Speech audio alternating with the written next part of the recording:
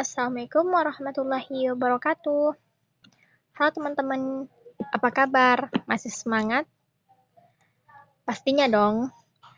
Kembali lagi di channel Taman Belajar.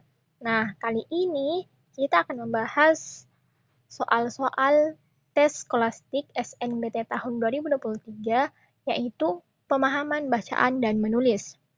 Kali ini aku sudah menyiapkan sekitar 7 soal, dan langsung saja kita ke soal nomor 1. Pernyataan yang sesuai dengan isi paragraf di samping adalah. Oke, soal ini meminta kita untuk mencari pernyataan yang sesuai dari opsi yang telah disediakan. Oke, kita baca dulu teksnya. Banyak orang ingin menurunkan berat badan dengan melakukan kegiatan olahraga, yaitu olahraga yang keliru. Mereka hanya melakukan kardio yang lambat karena mengira itu adalah cara yang tepat untuk membakar lemak. Kardio memang membakar lemak, tetapi jumlahnya hanya sebanyak persentase total kalori yang dibakar. Karena kalori yang dibakar sedikit, berarti jumlah lemak keseluruhan yang dibakar juga sedikit. Lebih dari itu, tidak seperti kebanyakan latihan yang pembakaran kalorinya tetap berjalan setelah kita berolahraga, sesi latihan kardio yang tidak efisien akan berhenti membakar lemak begitu kita berhenti berolahraga. Nah, dari teks ini menjelaskan tentang kardio, olahraga kardio. Nah, dari opsi ini A, B, C, D, dan E kira-kira pernyataan mana yang sesuai dengan teks? A. Kardio merupakan olahraga yang keliru untuk menurunkan berat badan. Kira-kira ini masuk nggak ya? Ini opsi yang A ini bisa jadi adalah opsi yang tepat atau yang sesuai. Kenapa? Karena dari kalimat 1 dan 2 itu berkaitan, yaitu tentang kegiatan olahraga yang keliru, yaitu melakukan kardio. Jadi, bisa jadi opsi A ini, kardio merupakan olahraga yang keliru untuk menurunkan berat badan, adalah opsi yang tepat. Tapi kita simpan dulu. B. Kardio membakar lemak yang jumlahnya lebih rendah dari jumlah kalori yang dibakar. Ini tidak dijelaskan, tidak sesuai, ada sih di kalimat ketiga, tapi tidak menjelaskan tentang kardio membakar lemak jumlahnya lebih rendah dari kalori yang dibakar. Karena kalimat tiga ini hanya berisi tentang kardio memang membakar lemak, tetapi jumlahnya hanya sebatas persentase total kalori yang dibakar. Jadi, opsi yang B ini tidak sesuai atau salah. Yang ke C, semakin banyak kalori yang dibakar, berarti semakin banyak lemak dalam tubuh yang terbuang. Ini juga tidak ada kaitannya atau tidak dijelaskan dalam teks. Ada di kalimat keempat, tapi ini tidak berkaitan ya, yang keempat. Karena kalori yang dibakar sedikit, berarti jumlah lemak keseluruhan yang dibakar juga sedikit. Hanya menjelaskan seperti itu, tidak ada kata-kata tentang semakin banyak lemak dalam tubuh yang terbuang. Berarti ini salah. D. Orang kegemukan karena cara berolahraga yang keliru. Ini juga sudah pasti salah, tidak dijelaskan tentang orang yang kegemukan. Berarti ini juga salah. Yang ke E, pembakaran kalori akan tetap berlangsung setelah orang melakukan kardio secara stabil. Ini tidak sesuai, ini ada di kalimat terakhir, yaitu ini, sesi latihan kardio yang tidak efisien akan berhenti membakar lemak. Begitu kita berhenti berolahraga, berarti ini akan berhenti membakar lemak, bukan berlangsung. Ini berkebalikan ya, berarti ini sudah pasti salah. Berarti benar ya kalau pernyataan yang sesuai itu adalah yang A, yaitu kardio merupakan olahraga yang keliru untuk menurunkan berat badan.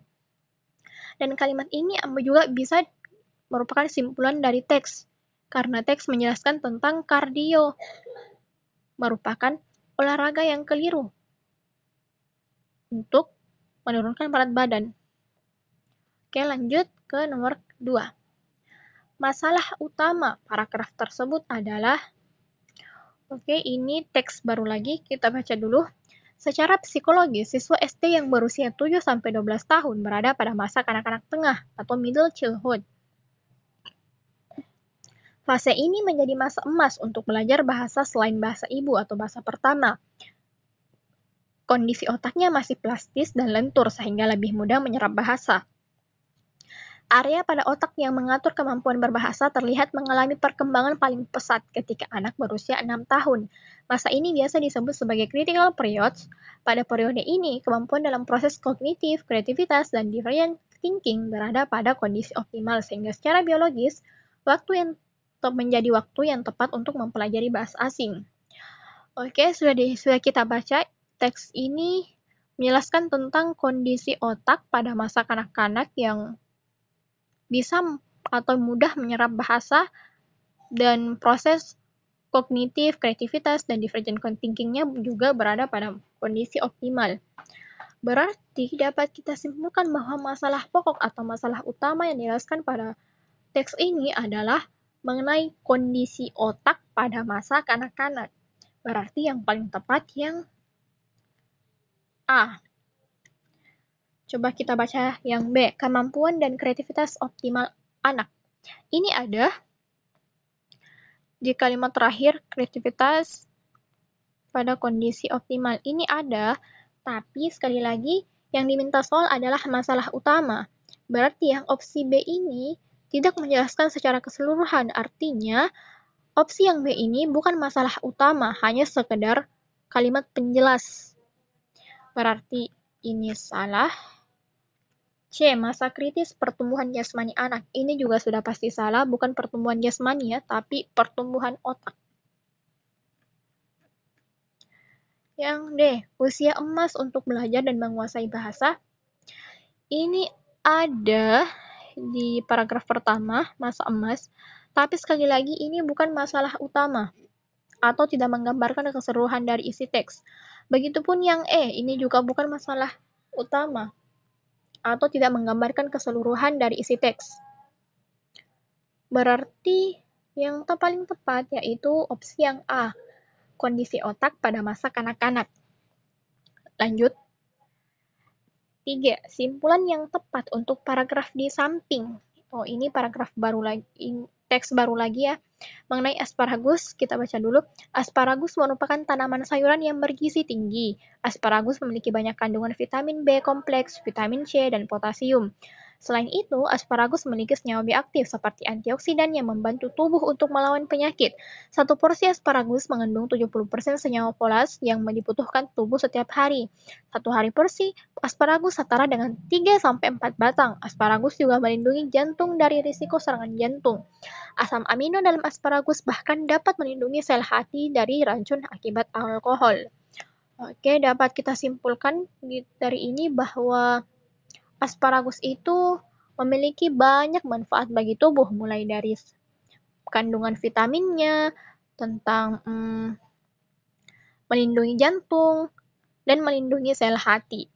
Berarti yang paling tepat itu terkait asparagus bermanfaat bagi tubuh manusia, yaitu yang B. Kenapa bukan A? Coba baca dulu. Asparagus banyak mengandung potasium. Ini ada dijelaskan di kalimat pertama, tapi sekali lagi ini tidak menggambarkan kesimpulan atau tidak menggambarkan keseluruhan dari isi teks. Berarti ini salah. Yang C, kandungan vitamin asparagus sangat lengkap.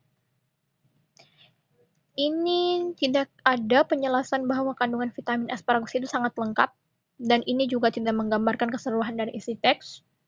D, satu porsi asparagus setara dengan 4 batang. Ada di kalimat ini satu porsi asparagus setara dengan 3-4 batang. Tapi sekali lagi ini bukan simpulan pokok atau simpulan utama atau tidak menggambarkan keseluruhan dari isi teks. Berarti ini salah. Asparagus dapat menghilangkan keracunan. Ini juga sama sekali salah. Bukan menghilangkan keracunan, tapi melindungi sel hati dari racun. Berarti yang paling tepat yang B, asparagus bermanfaat bagi tubuh manusia. 4. Ide pokok paragraf tersebut adalah Di era globalisasi yang penuh persaingan ini, setiap orang dituntut untuk hidup lebih dinamis, lebih aktif dengan mobilitas yang tinggi. Pola hidup masyarakat yang sibuk ini pun masih berisiko mendatangkan stres dan kelelahan fisik maupun psikis yang menyebabkan gampang terserang penyakit. Di sisi lain, kondisi lingkungan semakin buruk dengan meningkatnya pencemaran air dan udara. Oke, ini terkait dengan era globalisasi yang penuh persaingan yang memicu terkait pola hidup, kelelahan fisik, bahkan sampai ke pencemaran. Berarti ide pokok yang dijelaskan dalam teks ini adalah terkait globalisasi. Berarti yang paling tepat yang A.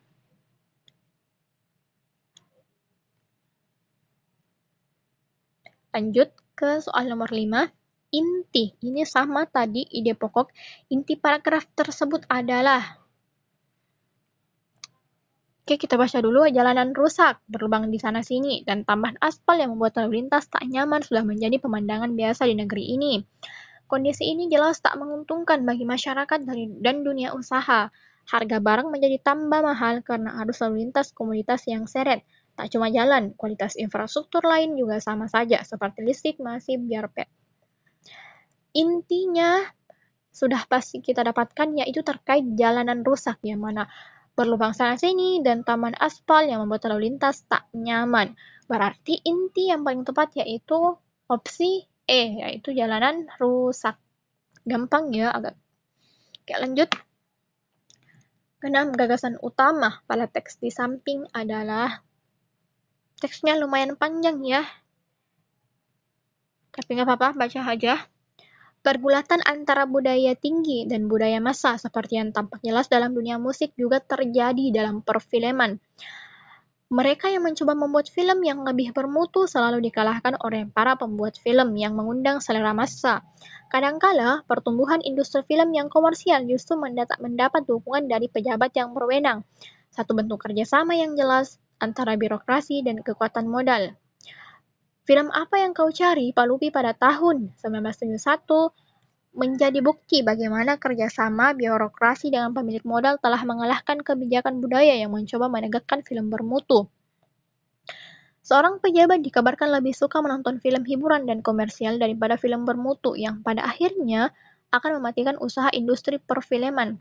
Massa mempunyai peranan besar dalam pembentukan selera kesenian, tetapi tidak selalu kesenian populer mempunyai kecenderungan dekaden. Massa kelas menengah telah sanggup membagi-bagi perhatian dan selera kelas itu sendiri ke dalam berbagai tingkat selera. Film-film jorok tentu tidak ditonton oleh kelas menengah yang sadar akan kelasnya, tapi justru menjadi hiburan bagi kelas-kelas pinggiran kota, anak-anak remaja, penerima upah kecil, dan proletariat kota. Oke, teks ini membahas tentang film komersial dan film bermutu yang mana terjadi pergulatan antara dua industri perfilman itu. Berarti yang paling tepat atau gagasan utama yang dapat kita ambil dari teks ini terkait pergulatan antara film bermutu dan film komersial. Kira-kira ada nggak ya di opsi? Nah, yang paling tepat itu yang E, itu persaingan film bermutu dengan film komersial. Dan ini merupakan gagasan utama dari teks. Oke, sekali lagi gagasan utama itu adalah inti pokok atau kalimat pokok dari pembahasan atau dari keseluruhan isi teks. Berarti gagasan utama yang paling tepat itu yang E, terkait persaingan film bermutu dengan film komersial. Kenapa? Karena opsi yang E ini telah menggambarkan secara keseluruhan apa yang dijelaskan dalam teks. Oke, lanjut ke soal nomor 7. Pada kalimat nomor berapakah terdapat kesalahan penggunaan tanda koma? Di sini disediakan opsi 1, 3, 4, 5, 6. Coba kita baca. Kalimat ke-1, pergulatan antara budaya tinggi dan budaya massa seperti yang tampak jelas dalam dunia musik juga terjadi dalam perfilman. Untuk kalimat 1 ini penggunaan tanda komanya sudah benar. Kenapa? Karena dari sini ada sebagai penguat atau pendukung yang mana harus diikuti dengan tanda koma untuk membedakan antara kalimat ke-1 dengan kalimat yang lainnya. Dan tanda koma ini juga merupakan penegas dari teks atau isi teks yang dibahas. Jadi, kalimat ini sudah benar ya penggunaan tanda komanya. Coba kita ke ketiga. Kadangkala pertumbuhan industri film yang komersial justru mendapat dukungan dari pejabat yang berwenang. Satu bentuk kerjasama yang jelas antara birokrasi dan kekuatan modal.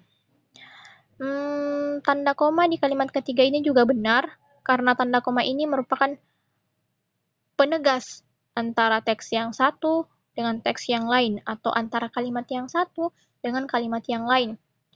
Jadi, ini benar. Yang ke-C, kalimat keempat.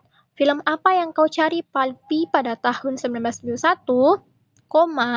menjadi bukti bagaimana kerjasama birokrasi dengan pemilik modal telah mengalahkan kebijakan budaya yang mencoba menegakkan film bermutu. Untuk kalimat keempat ini, sebenarnya komanya perlu dihilangkan ya. Kenapa? Karena kalimat keempat ini sama sekali tidak membutuhkan tanda koma atau tidak ada kata penghubung yang harus diikuti tanda koma dan tidak ada juga kata penegasan yang harus diikuti tanda koma. Berarti tanda koma ini sepatutnya perlu dihilangkan.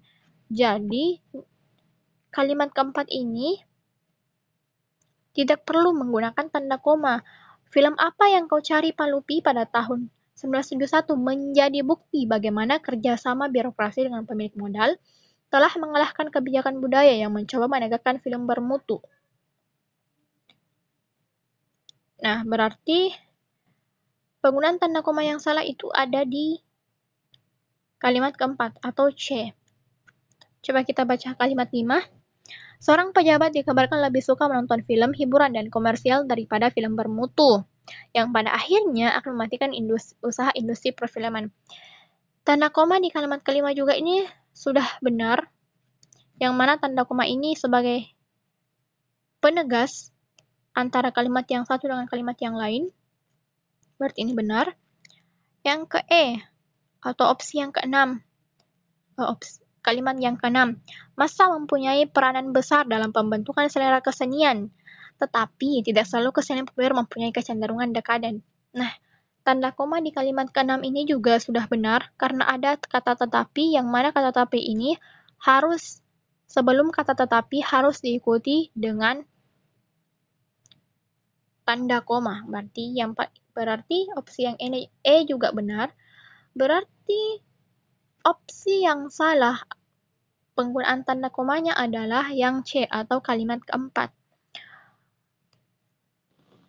Untuk menjawab soal-soal seperti ini mengenai tanda koma, tanda titik 2, dan lain sebagainya, kalian harus memahami beberapa ciri-ciri atau unsur-unsur yang harus ada atau yang dibutuhkan dalam satu teks. Ada beberapa ciri-ciri teks yang membutuhkan tanda koma. Di sini saya sudah menyiapkan terkait materi tanda koma. Bisa kita lihat di layar, yaitu ada beberapa teks yang membutuhkan tanda koma.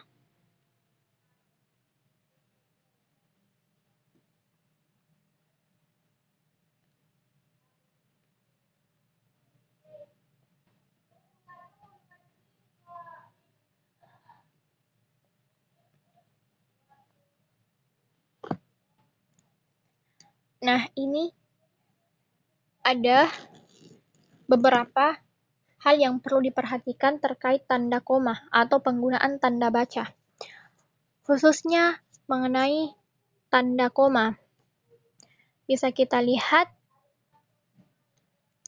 yang pertama itu tanda koma dipakai di antara unsur-unsur dalam satu pemerincian atau pembilangan. Yang kedua, tanda koma dipakai sebelum kata penghubung seperti tetapi, melainkan, dan sedangkan dalam kalimat majemuk setara. Yang ketiga, tanda koma dipakai untuk memisahkan anak kalimat yang mendahului induk kalimatnya. Ada yang keempat, tanda koma dipakai di belakang kata atau ungkapan penghubung antar kalimat seperti oleh karena itu, jadi, dengan demikian, sehubungan dengan itu, dan meskipun demikian. Yang kelima, tanda koma dipakai sebelum dan atau sesudah kata seru seperti oh, ya, wah, aduh, atau hai, dan kata yang dipakai sebagai sapaan seperti bu, dik, atau nak. Keenam, tanda koma dipakai untuk memisahkan petikan langsung dari bagian lain dalam kalimat. Ketujuh, tanda koma dipakai di antara A, nama dan alamat, B, bagian-bagian alamat, C, tempat dan tanggal, serta D, nama tempat dan wilayah atau negeri yang ditulis berurutan. Kedelapan, tanda koma dipakai untuk memisahkan bagian nama yang dibalik susunannya dalam daftar pustaka. Yang kesembilan, tanda koma dipakai di antara bagian-bagian dalam catatan kaki atau catatan akhir. Yang kesepuluh, tanda koma dipakai di antara nama orang dan singkatan gelar akademis yang mengikutinya untuk membedakan dari singkatan nama diri, keluarga, atau marga. 11. Tanda koma dipakai sebelum angka desimal atau di antara rupiah dan sen yang dinyatakan dengan angka. 12. Tanda koma dipakai untuk mengapit keterangan tambahan atau keterangan aposisi. Yang ke-13 atau yang terakhir, tanda koma dipakai di belakang keterangan yang terdapat pada awal kalimat untuk menghindari salah baca atau salah pengertian. Nah, dari ke-13 penggunaan tanda koma itu, kita sudah mendapat gambaran bahwa di kalimat keempat ini memang tidak perlu membutuhkan tanda koma karena tidak ada kata penghubung, tidak ada kata kalimat penjelas, keterangan aposisi, dan lain sebagainya yang membutuhkan tanda koma. Berarti benar ya, kalau nomor 7 ini jawaban yang paling tepat yaitu yang C, atau kalimat keempat, yang mana kalimat keempat ini tidak membutuhkan tanda koma. Oke, mungkin cuman sampai sini dulu pembahasan kita terkait soal-soal pemahaman dan bacaan dan menulis. Sampai jumpa di pembahasan soal-soal selanjutnya. Good luck!